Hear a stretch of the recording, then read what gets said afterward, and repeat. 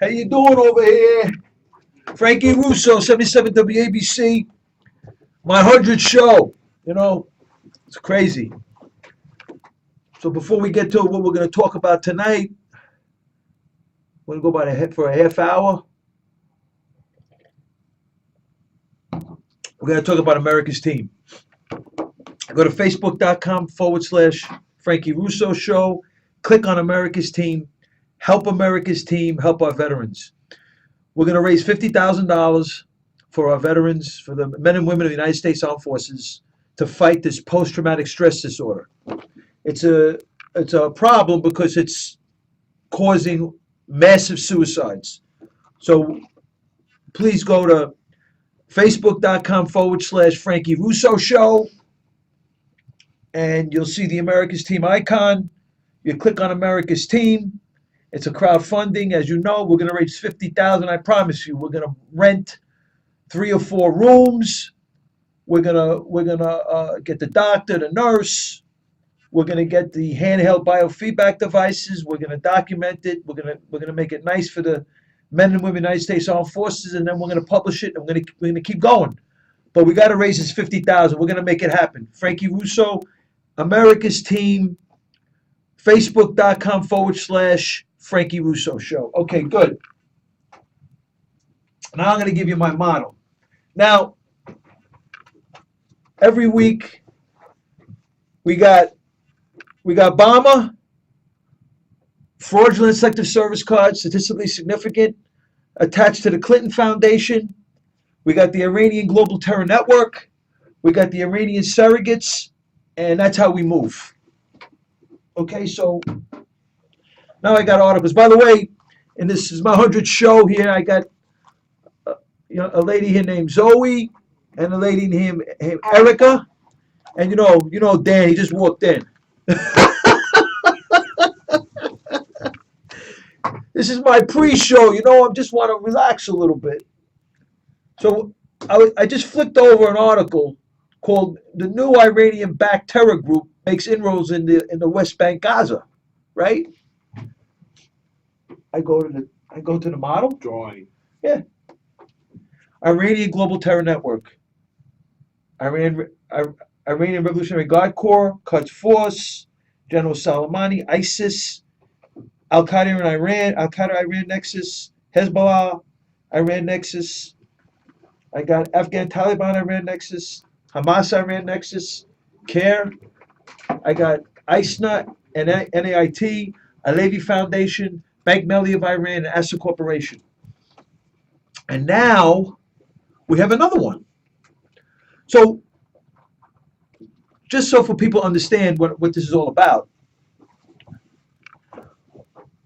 I have the Obama administration with the fraudulent sector service card, statistically significant, hasn't gone through the official sniff test, attached to the Clinton Foundation with Bill Clinton and Hillary Clinton, and then they're attached to the Iranian Global Terror Network, which, for example, the Alevi Foundation funneled $1.4 million to the Blind Sheikh's Mosque, which is where all of the terror in the 2000s, 1990s happened.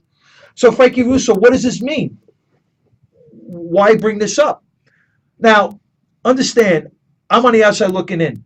I don't have classified documents, but I do have court papers, judges' decisions. I do have United States Treasury Department press releases. So what I'm building here is a model that I believe is statistically significant. I'm close. So what I'm showing here is a pattern. I don't have a picture of a Barack Obama in a Muslim dress getting ready to walk into Muslim Brotherhood. I don't have that. So, what I'm saying is I believe that I'm close with this data. Because if you look at it, in 2009, he released 5 Quds Force leaders in Erbil, Iraq, mysteriously. The Bergdahl trade, he released 5 Afghan Taliban, which one of them was Herarullah. Herarullah was a former governor of Herat province in Afghanistan. He's got ties to Qatar, al-Numani, ISIS, and al-Suri. Yassin al-Suri goes to Iran. So that's another Iranian transaction. The 5 Afghan Taliban. And $5 billion also went to Qatar. Then we have the hundreds of millions of dollars to the Palestinian Authority government with Hamas, Palestinian branch of Muslim Brotherhood. And then we got the $500 million going to Syria, Assad. Iran is at the end. Iran is materially supporting Assad, the Syrian regime, with 3.5 to 15 billion annually. Congressional Record Service. That's statistically significant. Congressional Record Service. Palestinian Authority government Hamas. That's the Palestinian branch of Muslim Brotherhood. Tens of millions of dollars Iran is given to Hamas. Congressional Record Service. Congressional Record Service has admitted they've not vetted Barack Obama. They didn't vet him. Okay? And now we got the Benghazi. Benghazi is a crazy thing now. People, I'm just going through the model. Benghazi, the cover-up was not the video of the Muhammad thing. The cover-up was not Abu Yahya al-Libi, who was a guy that was whacked in June. They put it in Reuters for September 11, 2012, while this big attack was going on. Reuters published this Abu Yahya al-Libi, that he was whacked, this high confidant of bin Laden. The cover-up is, according to Kenneth Tillman's research who went out there, is that the Iranian Quds Force leader, General Soleimani, materially supported the Ansar al-Sharia that killed the 4 Americans. So basically, the Obama administration, Obama and Hillary Clinton, are covering up the Iranian situation. Now, we got the Iranian nuke deal. See, I'm building this up now. All these transactions have gone on for the entire administration. Now we got the Iranian nuke deal, and it's crazy. $150 billion back to Iran. He made a swap where he, in exchange for the release of 4 American prisoners, the Obama administration agreed to free 7 Iranians in U.S. custody, and they stopped trying to arrest 14 others, 2 of whom the U.S. government had accused of funneling weapons to the Assad regime and the Hezbollah in Syria. You know, it just goes, the capitulation just goes on and on. 150 billion over there. Then they're getting 1.7 billion in interest to Iran. Now, you know, the truth be told, people say, "Oh, Iran is not Nazi Germany," and I talked about this, Zoe. You know, people tell me, "Well, Frankie, Iran is not Nazi Germany." Really? I talked about it on my show a couple of weeks ago. You know what the gentleman's premise was? The City University professor is claiming Iran is not Nazi Germany. His claim is, his one potential answer, he says, well, Iran doesn't want to extinguish all of the Jews. I said, excuse me, really? So what you're saying is Iran only wants to kill some of the Jews, not all the Jews. Really? Like, who thinks like that? This is a City University professor. So in other words, what he's saying is Iran doesn't want to kill any of the Jews in Iran. They love them. They just want to kill the Jews in Israel. This is ridiculous. Who thinks like this? We're putting the adversaries on horseback.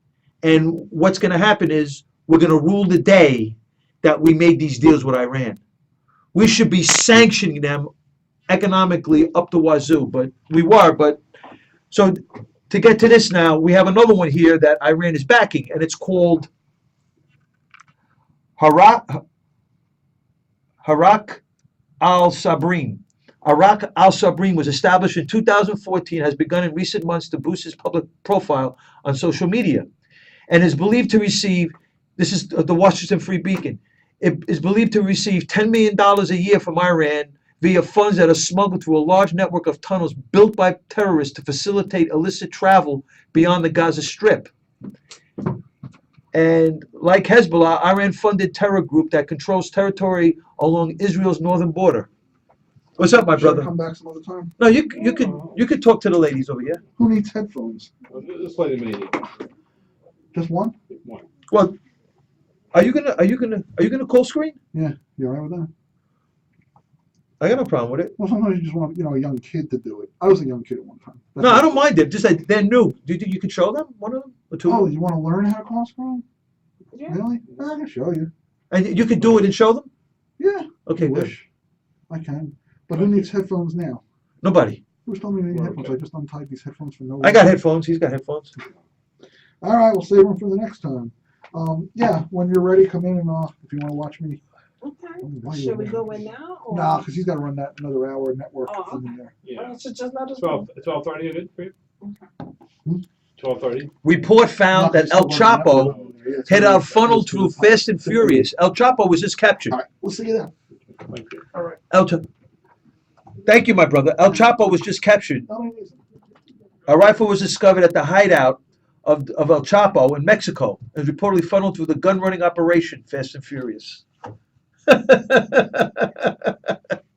And Obama called executive privilege on that. And everybody claimed, at this point in time, I'm not down with the Democrats. I'm not down with a lot of the Republicans. And I'm not defending, any particular group or whatever. But they were blaming Bush for the Fast and Furious, and it started in 2009 under Obama. Just for the record, Fast and Furious was a gun running operation. And Obama at the time, in I think 2009, the Congressional Oversight Committees were calling for the records, and Obama called for a executive privilege, so that stopped everything. And now it comes out that Chapo, who was part of this drug cartel in Mexico, big drug lord, funneled. A rifle was discovered at the hideout of El Chapo, funneled through the gun running program, Operation Fast and Furious. Crazy stuff. Is that accident? Is that significant? I think so. Here's another one. Senator Mendez, Democrat. He's the guy that got busted with the chicks. And he's claiming, because, see, this is what I find I have a problem, because I believe that we should be vetting everybody. After we went through these 8 years with Obama, we should be vetting people. And, it's not happening.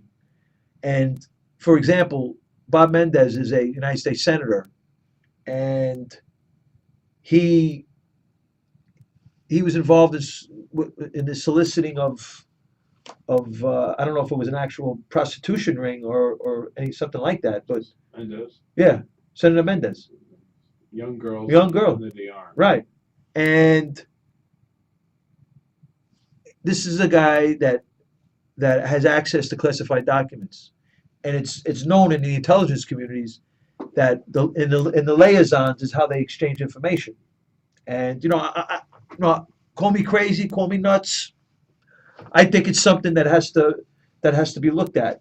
That we should be vetting the Petraeus standard, where General Petraeus, he was a 4-star general, and he had a liaison with his biographer, and she took his classified documents and put it into a book, and he got tarred and feathered, and Hillary Clinton's got a freaking server in a basement, and she's still running for president. I think it's insane. And he's concerned Iran will be able to produce nuclear weapons. This is Senator Menendez from New Jersey. And the Islamic Republic is patient and abides by right. I don't believe it. And the senator said he was not surprised Iran met its initial obligation. I don't believe it. I don't believe, honestly, Iran's been cheating for decades. I don't believe this. I just don't believe it. To be honest, why I don't believe it, I'll give you an example. Congressman Ross, he was the chairman of the House Foreign Relations Committee. He wrote a letter to John Kerry claiming that the Iranian-North Korea Syria Non-Proliferation Act calls for a 6 months of sanctions. Who violates the agreement on the nuclear? Who's violating these sanctions? Because they're world state sponsors of terror. Those countries, they shouldn't be allowed to have nuclear weapons, and they violated. According to this Proliferation Act, the congressman, they have 6 months to report. And the Obama administration, the State Department, had a self-imposed 1 year, and then the way the thing laid out, it got so bad that it became a de facto sanctions relief for Iran for over 3 years. So what I'm trying to say is they're already capitulating to Iran over 3 years without even getting a deal yet. It's nuts. Here's the other one. Iran, U.S. bought freedom of citizens with a $1.4 billion cash release. So in the 80s, when Reagan took over, They released those prisoners. They released those hostages, 52 of them. With the Obama administration, the capitulation to these radical Islamists, to these state sponsors of terror, it's unbelievable. And honestly, I just don't understand the policies.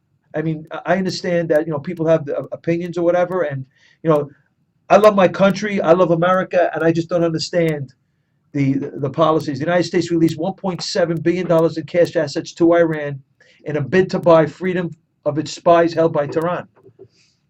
I don't understand. It's ridiculous. We're giving them $150 billion back, and then they're getting $1.7 billion in cash. It's crazy. That's another one. Proof Ted Cruz became a U.S. citizen, didn't become a U.S. citizen at birth. Listen to this one. This lady, Lori Stacy. Proof that Ted Cruz, Lori Stacy, she's done a whole study on this, right? Cruz was a Canadian citizen at the time he was elected United States Senator. Where's his naturalization papers? It's invalid. This is crazy, right? So, I mean, obviously it hasn't gone to an official sniff test, but this is, I believe, statistically significant. I'm going to read you some of the article. This is what she claims. This lady is unbelievable. Lori Stacy from the Washington Examiner. In order for Ted Cruz to become a United States citizen at birth in 1970, his mother would have had to retain exclusive citizenship to the United States and filed a consular report of birth abroad to obtain exclusive U.S. citizenship at the time of her son Ted's birth, and renounced his automatic, naturally acquired Canadian citizenship. The process in itself is considered it's supposed to be a very abbreviated form of naturalization, thereby making such persons born outside of the official territory of the United States absolutely ineligible to become President of the United States, in at least this one circumstance alone, given that Canadian law didn't allow dual citizenship at the time, because he's claiming that he was a Canadian citizen and a United States citizen. So, in all intents and purposes, he was a Canadian citizen, and he never naturalized. And he's just saying that I'm an American citizen because his mother was born here. It's crazy stuff. And then, if his mother filed a consular report of birth abroad in 1970, his Canadian citizenship would likely have needed to be renounced before a new United States citizenship could be granted. Ted's father has publicly admitted he became a Canadian citizen in '68. His mother's first husband, with the name goes by the name Wilson, was also a Canadian citizen, unconfirmed though. She would have become a citizen before his father. Even if her first husband was not Canadian, according to Canadian law, she would still have automatically become a Canadian citizen in '69 after having a Canadian spouse, Ted's father, residing in Canada for 1 year. This information substantiates the reports claiming that both of his parents appeared on the Canadian voter rolls. This is now an unconfirmed claim that someone has supposedly verified that they indeed both voted in October of 1972 federal Canadian election. I'm going to end with this. If both of Ted's parents became exclusive citizens of Canada by '69, then even his mother tried to file a consular birth report. She would not have been able to confer her U.S. citizenship to her son, as she was no longer a United States citizen herself. Even if she somehow retained U.S. citizenship, Ted could not have been granted dual citizenship, as it was against Canadian law. The only thing that is certain is that Ted automatically became a Canadian citizen the instant he was born on Canadian soil, and that fact is absolutely irrefutable. Ted didn't renounce his Canadian citizenship until 2014. That's what I'm saying. This is insane. So he's running for president, and this is. I mean, okay, I'm on the outside looking in. This definitely has to be looked at by the officials. But You could run for president in Canada. right? This is crazy. So this is what a lot of the presidential election right now. This is where a lot of the controversy is. Instead of the United States Congress just stepping in and saying, we're going to straighten out Article 2, Section 1. We're going to look at the Petraeus standard. We're going to look at the Clinton Foundation and see if anybody violated these things, if they're eligible or not. Instead of why can't the Congress just step in and say this one is eligible, this one isn't eligible, instead of having all these things up in the air, and we the people have to figure it out. I think it's insane. But anyway, report professor with history of anti-Israel comments investigated for ISIS links. This is the guy from Kent University with history of anti-Israel comments investigated with ISIS links. This is Julio Cesar Pino, associate professor of history at Kent State University. He became a Muslim. And an open letter, I mean, this is unbelievable, this open letter. I can't believe that this guy is allowed to teach on a university campus. It's crazy. He wrote an open letter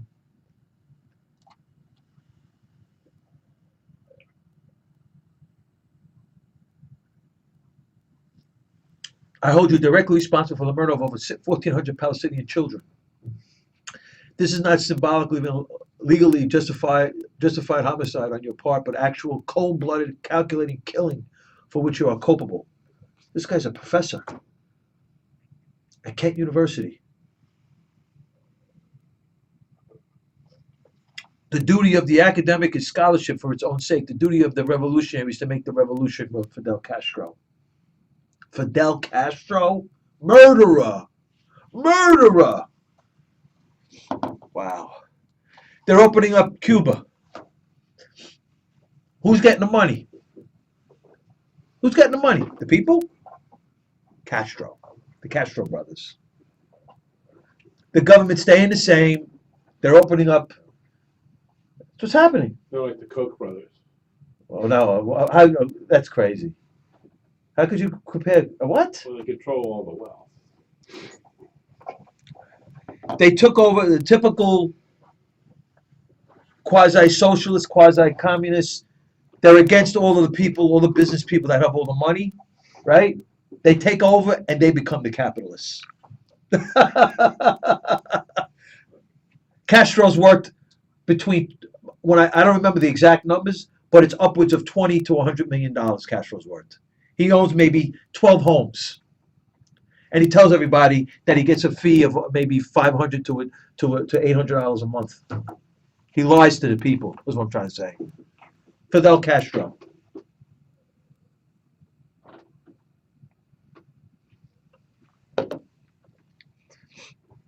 It's unbelievable the stuff that goes on. Hillary Clinton. 90 scandals.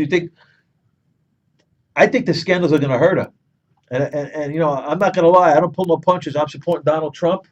And I hope that, you know, he gets in there, and I hope that he, you know, he tells it like it is, because I believe that he's going to do that with her. New sheriff in town. Yeah. I mean, we need somebody who's going to be different, you know. This other thing that came out, which I think is something that, this illegal immigration problem, you know, DHS admits it's not deporting most visa overstays. A pair of Department of Homeland Security officials told the Senate the government doesn't search for most of the people who overstay their temporary visas. The day after said that nearly 500,000 are still in the U.S. I know a couple. None in this room. I'll get in trouble. Cotton. Senator Tom Cotton. Kerry sounds more interested in being Iran's lawyer than in rights for the Americans. That's a great senator. Tom Cotton was a guy that of the Corker bill. See, the Corker bill that came with the Iranian nuke deal, and the Corker bill enabled Barack Obama to not bring the deal to the Congress as a treaty, and he needs 67 votes. The Corker bill, which was a Republican, enabled Barack Obama only to get 34 votes to override. So, in other words, he presents the bill, the Republican Congress pushes back, he vetoes it, and all he needed based on the Corker bill is 34 votes instead of 67. Tom Cotton was the only guy to vote against it. Cruz voted for the Corker bill, Rand Paul voted for the Corker bill, and Marco Rubio voted for the Corker bill, all running for president, all freshman senators on the Republican side. Was there an ISIS-inspired murder in North Carolina? Interesting. So I'm not going to go with that one, though. Let's go with something else. Kenneth Tillerman, one of my favorite investigative reporters. This guy's amazing. This guy goes there. He's plugged in. The United States has become, oh wow, okay, he says it's become, in sweeping moves that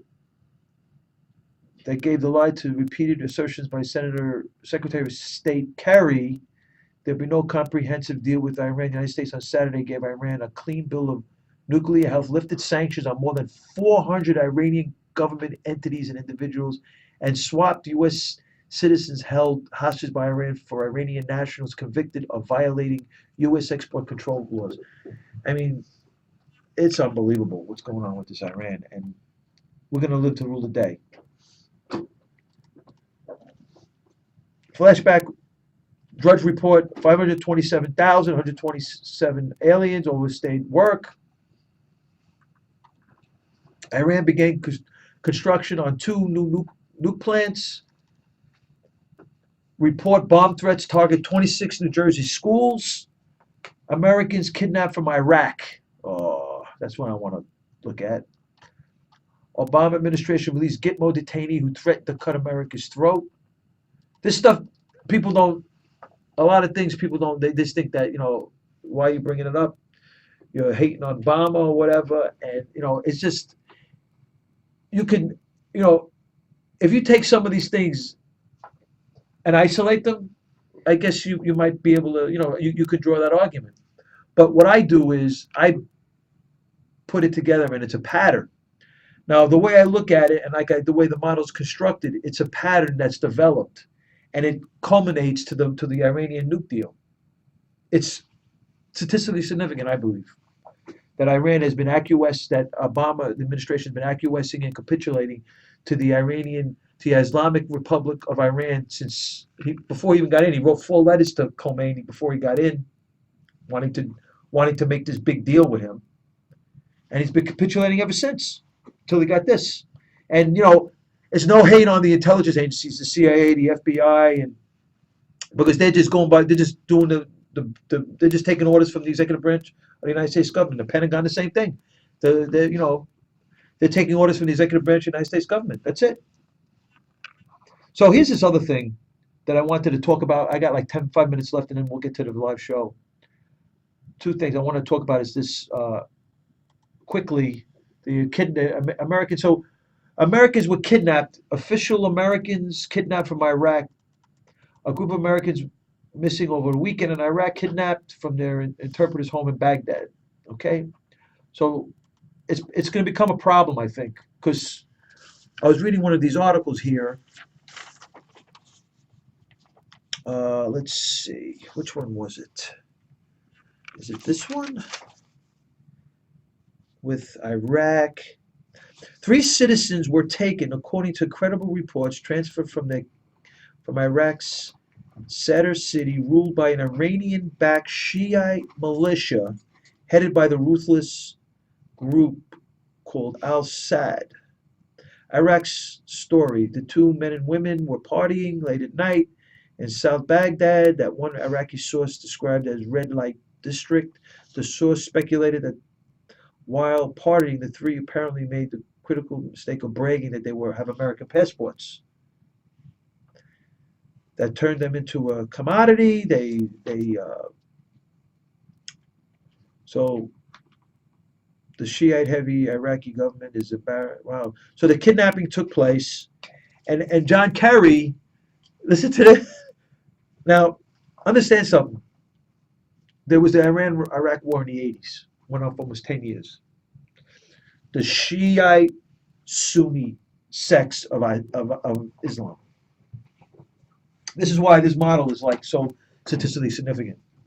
Because why we call it the Iranian Global Terror Network is you got a group like ISIS. ISIS is a Sunni militia, right? However, just to give you an idea, now I believe it. I'm on the outside looking in. I'm not over there. I don't have access to classified documents. But ISIS conceivably is created by Iran. Why do I say that? Based on the Iran-Iraq war, Iran right now has got their mojo. They're getting 150 back. They're in OPEC now. They're going to be making hundreds of millions of dollars from the oil. They're going to be a superpower. They're not going to allow any Sunni militia to come in there and just be like they did in the Iran-Iraq war.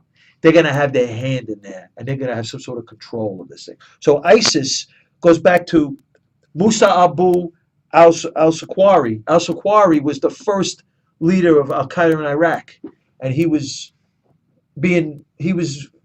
provided a safe haven by Iran. Iran is involved in pretty much either they're materially supporting the terror with weapons, money, and training, and or they're actually pulling the trigger. 2001, the bombing of the World Trade Center. Court papers, judge's decision. Iran materially supported the Afghan Taliban before, during, and after those September 11 attacks. That's how deep Iran goes with this whole thing. So we're going to the Iraq with this kidnapping, and what happened was why I was bringing Iran in, because John Kerry now is going to this guy named Mohammad Zarif. Mohammad Zarif is the foreign minister of Iran. He originally was over here in the 650 Fifth Avenue building case in the early 2000s, where he was an ambassador to the Iranian ambassador to the UN, and he was an executive director of the Alevi Foundation, which owned 650 Fifth Avenue building. And that was a big court case. They lost the building in Iran. The only time Iran lost. It was a big terror case and everything. And Mohammad Zarif now, which is the Iranian foreign minister, John Kerry is going to him to help him with Iraq. It's crazy, because Iraq is predominantly Shiite now. Crazy. Iran is Shiite, just for the record, people. Iran is a Shiite Islamic republic, and like ISIS is a Sunni militia. Muslim Brotherhood is pretty much a Sunni, but Iran's got there's a Al Qaeda Iran nexus. There's a Hezbollah Iran connection. There's a Afghan Taliban Iran nexus, and there's a Hamas Iran connection. So all these, like Hamas is the Palestinian branch of Muslim Brotherhood, and Hamas is a Sunni militia, basically. And Iran has a nexus with them. They give them weapons and they give them money to drop rockets on Israel. They've dropped between 5,000 to 10,000 rockets on Israel since 2005, something like that. But I found that interesting. And this other thing, and then we're gonna get out of here. Now, nobody talks about this. In Benghazi, it was September 11, 2012, when Benghazi happened.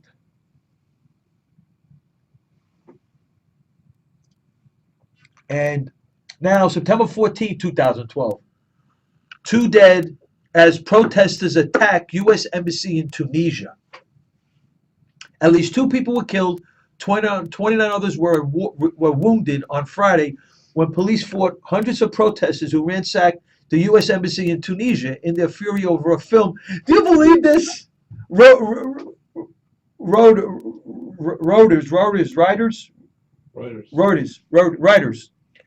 is trying to support the narrative that Hillary Clinton and Barack Obama came out, that it was a Prophet Muhammad, because they came out with this.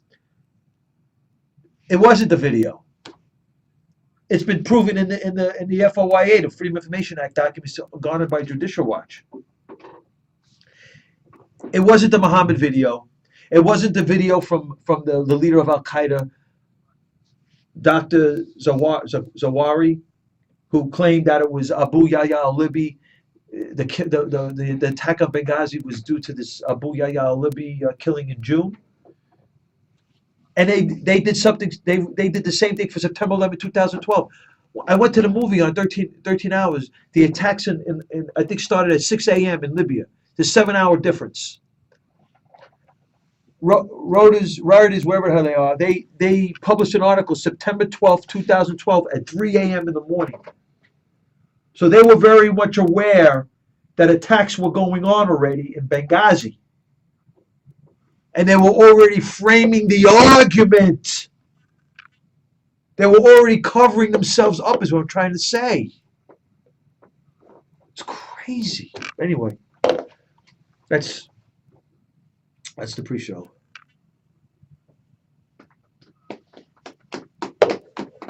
It's not a big deal. That was good. Well, that was fun. Where you reading that from there? From the computer screen. Okay, everybody. Frankie Russo pre-show. Get ready for the live show in about a half hour or so. America's Team. Facebook.com/Frankie Russo. So I got to check it out. I want you all to check out the crowdfunding because we got to raise $50,000 for the men and women of the United States Armed Forces. We got to make this happen because we're going to rent the room. We're going to get the handheld biofeedback devices. We get the doctor, the nurses. We're going to do this for the men and women of the United States Armed Forces. We're going to help them fight this post-traumatic stress disorder, which is afflicting all of the men and women of the United States Armed Forces because there's an astronomical amount of suicides. A gentleman called me up last week, John Larson, a Marine. He told me 22 today committed suicide. 22. This is crazy. 22. It's Frankie Russo. Yeah. See you in about a half hour. Okay. All right. Yeah, you actually have a lot of information there.